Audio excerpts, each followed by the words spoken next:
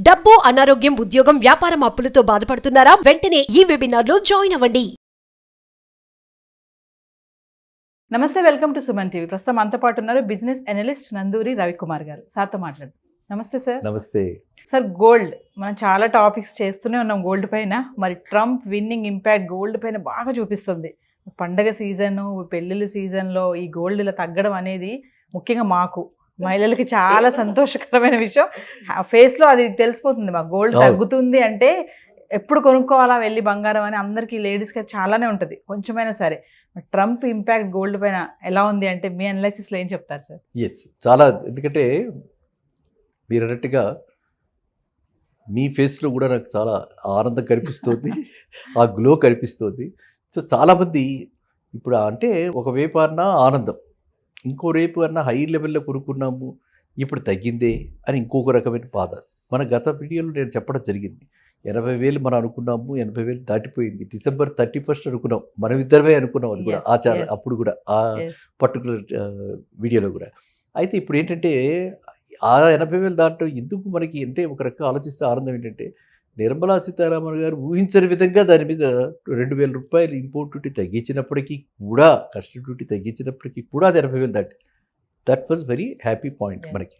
అయితే ట్రంప్ గెలిచిన తర్వాత ట్రంప్ ఇంట్రెస్ట్ రేట్స్ ఆయన ఏవైతే తగ్గిస్తారు అని అనుకున్నామో అది తగ్గించకుండా అలాగే ఉంచుతారేమో చెప్పి అనుకున్నారు అందరు, కానీ తగ్గించడమే జరిగింది.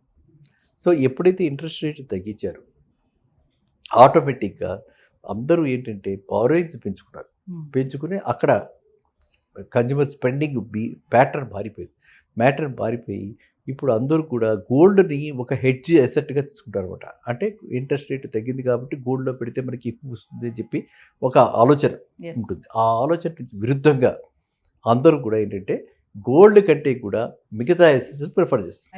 ఏమిటి ఆ అసెట్స్? ఆటోమేటిక్గా ఈ మిగతా అసెట్స్ ట్రంప్ వచ్చారు కాబట్టి బిజినెస్ బాగుంటుంది, ఇక్కడ ఎన్విరాన్మెంట్ బాగుంటుంది, ఇక్కడ ఇవన్నీ కూడా పెరుగుతాయి. ఆయన ఫేవరెట్ స్టాక్స్ ఏవైతే ఉన్నాయో, ఫేవరెట్ కంపెనీస్ ఏవైతే ఉన్నాయో వాటన్నిటికీ కూడా బూస్టింగ్ వస్తుంది అని చెప్పి అందరూ కూడా వాటికి వెళ్ళారు. అట్లాంటివి మనం చూసుకున్నామంటే స్టాక్స్లో అక్కడ స్టాక్స్ ఇండియన్ స్టాక్స్ కదా, అక్కడ స్టాక్స్ మనం చూస్తే కాయిన్ బేస్, ఈ కాయిన్ బేస్ దేని మీద బేస్ అయి ఉంది? బిట్ కాయిన్ మీద బేస్ అయ్యింది. అంత ముతరంతా స్లీపింగ్ జైంట్ బిట్ కాయిన్ ఈయన రాగానే పరుగులు పెట్టి ఊహించే విధంగా 75,000 దాటిపోయింది.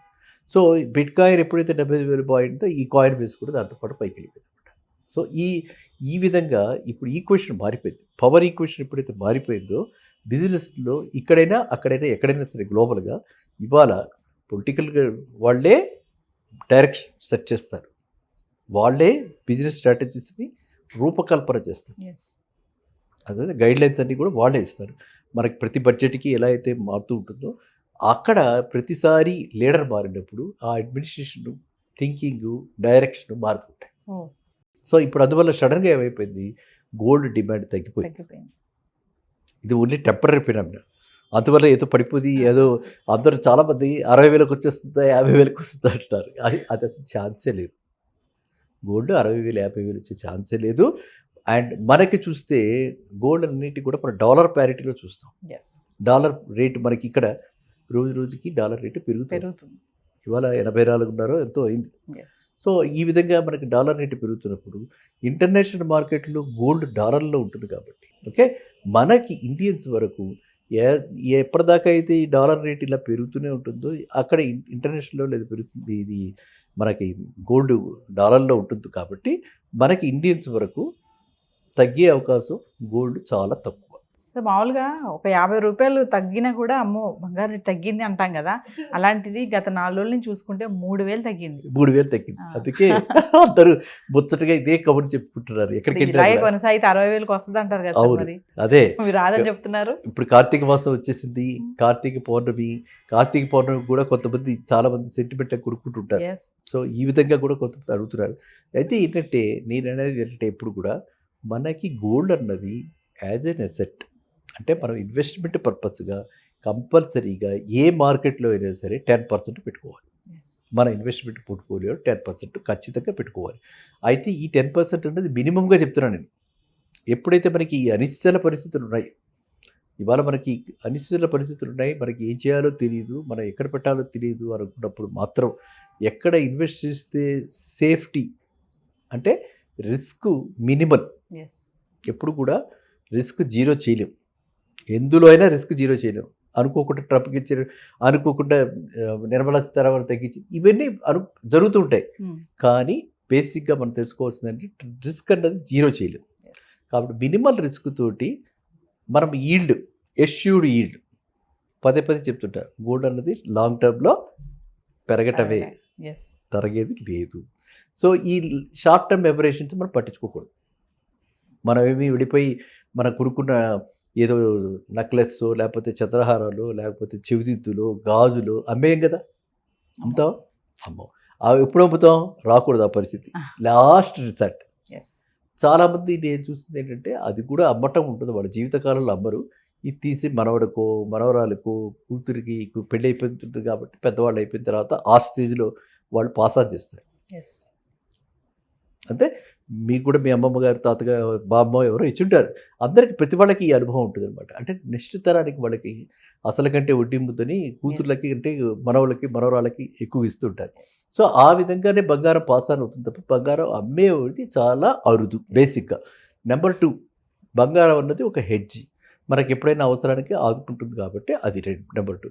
కాబట్టి ఇప్పుడు మనము మీరు అన్నదాన్ని చూస్తే నా ఉద్దేశంలో 80,000కి మనం అనుకో దానికంటే వేగంగా వెళ్ళింది కాబట్టి అక్కడి నుంచి కొంచెం సబ్జ్యూడ్గా 75, 74 అంతకుమించి మనకు తగ్గదు. జాన్యువరికి 74 దాకా రావచ్చు, అక్కడి నుంచి మళ్ళీ రివర్స్ ట్రెండ్ వస్తుంది, మళ్ళీ పెరగచ్చు.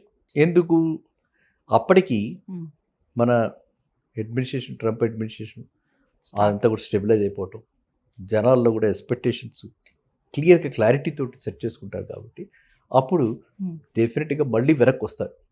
ఈ ఇంట్రెస్ట్ రేట్లు ఎప్పుడైతే ఇంకా తగ్గించే అవకాశం కూడా ఉంది, తగ్గిస్తే ఖచ్చితంగా ఈ గోల్డ్ అన్నది మనకి ఎక్కువ ఈల్డ్ వస్తుంది. డిపాజిట్ పెడితే నీకు 2.5%, 3.5% వస్తుంది అక్కడ, లేదు గోల్డ్లో పెడితే అట్లీస్ట్ మనకి 6-7% వస్తుంది. నేను అని చెప్తే యూఎస్ మార్కెట్ గురించి, ఇక్కడ మనకి 7.5-8% ఇంట్రెస్ట్ రేట్స్ ఉంటే యూఎస్లో 3.5-4% డిపాజిట్ల మీద. సో అందువల్ల వాళ్ళు అక్కడ గోల్డ్ కొంటారు. సో ఖచ్చితంగా మనకి జనవరి ఎండ్ నుంచి మళ్ళీ కూడా పెరిగే అవకాశం ఉంది. సో జనవరి ఎండ్ లోపల మళ్ళీ కనుక 75 లోపలికి వస్తే మీరు మళ్ళీ కొనుక్కోండి, నిశ్చితంగా కొనుక్కోండి, ఓకేనా. మళ్ళీ 80-85 మళ్ళీ అయిపోతుంది. మనం అనుకున్నాము రాబోయే 2 ఏళ్లలో ₹1,00,000 కాదు 2 లక్షలు కూడా అయ్యే అవకాశం ఉందని కూడా చెప్పారు ఒకసారి. ఏది, ఈ ఇరాన్ ఇజ్రాయెల్ కాన్ఫ్లిక్ట్ ఇదే విధంగా కొనసాగితే లేదా ఇంకేమైనా కొత్త ప్రాబ్లమ్స్ వస్తే చెప్పలే కదా ఏమొస్తుంది, ఎలాంటి ప్రాబ్లమ్స్ వస్తే చెప్పలే కదా. అలా కనుక వస్తే ఖచ్చితంగా గోల్డ్ మళ్ళీ శరవేగంగా పైకి వస్తుంది. అంటే అనిశ్చిత పరిస్థితుల్లో, అన్సర్టెన్ టైమ్స్లో గోల్డ్నే అందరూ ప్రిఫర్ చేస్తారు. సో ఇప్పుడు బంగారం తగ్గింది కాబట్టి సార్, మనం ఇప్పుడు ఇన్వెస్ట్మెంట్ చేయడానికి ఆప్షన్స్ ఏమున్నాయంటారు? బెస్ట్ ఆప్షన్ ఏంటంటారు? పేపర్ గోల్డ్ ఇది బెస్ట్ ఆప్షన్. పేపర్ గోల్డ్ ఇది బెస్ట్ ఆప్షన్. మీరు కొనుక్కోవాలంటే పేపర్ గోల్డ్ అనేది చాలా బెస్ట్ ఆప్షన్ అనమాట. అంటే మనకి ప్రొటెక్షన్, ఈ క్వాలిటీలు చూసుకోవటము, ఇది స్పూరియస్ గోల్డా కాదా అని చూసుకోవటము, ఈ తరుగులు చూసుకోవటము, తరుగు ఉందిగా ఎక్కడ కొనుక్కున్నా కూడా తరుగు, తర్వాత మజూరీ, మేకింగ్ ఛార్జెస్, ఈ వేస్టేజీ మేకింగ్ ఛార్జెస్ ఏమీ లేకుండా ఇంటాక్ట్గా ఉండాలంటే మనం కొనే గోల్డ్ చాలా తక్కువ కాబట్టి, అంటే నేను చెప్పేది సామాన్య మానవుడి దృష్టిలో మనం శుభ్రంగా పేపర్ గోల్డ్ కొనుక్కుని, హెచ్జిబిస్ అని సావరెన్ గోల్డ్ బాండ్స్ వస్తుంటాయి, ఆ సావరెన్ గోల్డ్ బాండ్స్ కొనుక్కుని హ్యాపీగా అవి పెట్టుకుంటే మనకి ఏ ప్రాబ్లం లేదు. అలాగే గోల్డ్ సిప్పులు కూడా ఉన్నాయి. ఇది కాకపోతే నేను ఏం చెప్తానంటే బ్రాండెడ్ ప్రొడక్ట్స్, బ్రాండెడ్ కార్పొరేట్స్ ఎవరెవరు కొనకండి, ఎవరో బ్రాండెడ్ తనిష్క్ లాంటిది, అయితే కళ్యాణ్ జ్యువెలర్స్ లాంటిది, ఈ వీళ్ళందరూ కూడా మనకి జిఆర్టీ కానీ వీళ్ళందరూ కూడా మంత్లీ స్కీమ్స్ ఇస్తున్నారు. మనం 11 months కడితే వాళ్ళు 1 month యాడ్ చేస్తారు, చేసి వాళ్ళు మనకి 12 monthsది మనకి ఇస్తారు గోల్డ్. ఆ విధంగా తీసుకున్నా అది కూడా మంచి సేవింగ్. అంటే మనం అప్పుడు మాత్రం కాస్త చూసుకుని, ఎందుకంటే లోకల్ వాళ్ళు చాలామంది గోల్డ్ స్మిత్స్ ఇట్లాంటి వాళ్ళు ప్రైవేట్ ఇండివిజువల్స్ ఇస్తుంటారు.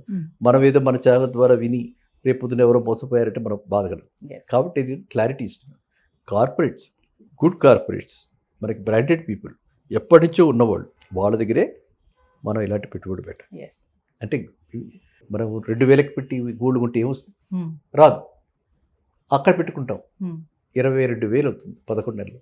24,000 వర్త్ గోల్డ్ ఇస్తాడు. ఏదో కావాల్సింది ఏదో రింగో ఏదో వస్తుంది. ఆ రోజు రేటుని బట్టి ఒక రింగ్ వస్తుంది పిల్లాడికి. ఒరే నువ్వు మంచి మార్కులు తెచ్చుకున్నావురా అని మనం రింగ్ ఇస్తే వాడు ఇంకొంచెం హ్యాపీగా ఫీల్ అవుతాడు. అదే పాప అయినా సరే ఎవరైనా సరే వాళ్ళకి ఇవాళ గోల్డ్ అన్నది ఏంటంటే బాబుకి పెట్టట్లేదని కాదు, కానీ వాళ్ళు కూడా అడుగుతున్నారు. పిల్లలు కూడా గోల్డ్ అడుగుతున్నారు, మగ పిల్లలు గోల్డ్ అడుగుతున్నారు, ఆడపిల్లలకైతే మనం అడగక్కర్లేకుండా మనం పెట్టేస్తున్నాం. సో ఈ విధంగా ప్లాన్ చేసుకోవడానికి అవకాశం చాలా చక్కటి అవకాశాలు ఉంటాయి. కాబట్టి ఈ తగ్గిన రేటు యొక్క మనం బెనిఫిట్ కూడా ఆ రోజు రేటుకి ఇవాళ రేటుకి కాదు, 1 year తర్వాత రేటుకి వాళ్ళు మనం ఈక్వలెంట్ ఐటెం తెచ్చుకుంటాం. కాబట్టి మీరు అలాంటి ఆప్షన్స్ చాలా ఉన్నాయి, అది చూసుకోవచ్చు. లేదా పేపర్ గోల్డ్ తీసుకోవచ్చు, లేదా మనము మామూలుగా ఇప్పుడే ఆర్నమెంట్ కొనుక్కుని తీసుకోవచ్చు. ఈ విధంగా 3 రకాలు. నేను మొన్న మధ్య విన్నాను ఒక షాప్లో వాళ్ళు ముందరే గోల్డ్ ఇచ్చేస్తున్నారు నమ్మకంగా కస్టమర్కి, వీడి తర్వాత ఇన్స్టాల్మెంట్ కట్టించు. ఇట్లా కూడా జరుగుతున్నాయి. అంటే demand, customer demand, supply demand, వాళ్ళకి మార్కెటింగ్ డిఫరెంట్ మార్కెటింగ్ స్ట్రాటజీ. మనకి ముందే గోల్డ్ ఇచ్చినప్పుడు మనకి రిస్క్ లేదుగా, ఎవరి దగ్గరైనా తీసుకోవచ్చు. ముందే వాడికి రిస్క్, మన మీద వాడు అసెస్ చేస్తున్నాడు. కాబట్టి గోల్డ్ ప్రాధాన్యత ఎప్పటికీ కూడా తగ్గదు. ప్రతి వాళ్ళకి కూడా అది ఒక హెడ్జింగ్ ఎసెట్. సో కాబట్టి గోల్డ్ గురించి మనము అంటే ప్రైసెస్ ఫ్లక్చుయేషన్స్ గురించి ఒక 5% కూడా లేదు. మీరు చెప్పిన 3,000గా చెప్పింది, 80లో 5% అంటే 4,000, 5% కూడా లేదు అప్పుడే. కానీ ఒకటి ఏంటంటే మనకు మిస్ అయ్యాం కదా బస్సు, ఇప్పుడు మళ్ళీ బస్సు వస్తుంది, మళ్ళీ 75 రాగానే ఎక్కుదాం అని చెప్పి ఆ విధంగా మనం ఆనందించి హ్యాపీగా మనం అంటే ఆ 80,000 కొనుక్కునే వాళ్ళు కూడా నిరాశ చెందక్కర్లా, హ్యాపీగా మళ్ళీ 80,000కి వెళ్ళిపోతుంది. సో ఓవరాల్గా సార్ 2024లో బంగారం మనకి 70 నుంచి 80 మధ్యలోనే స్టేబుల్గా ఉంటుంది అంటారు. కరెక్ట్, పెరగదు. తర్వాత 25లో చూస్తాం, మళ్ళీ పెరగవచ్చు కూడా, బంగారం మళ్ళీ పుంజుకోవచ్చు కూడా. అవును. Thank you sir. Thank you.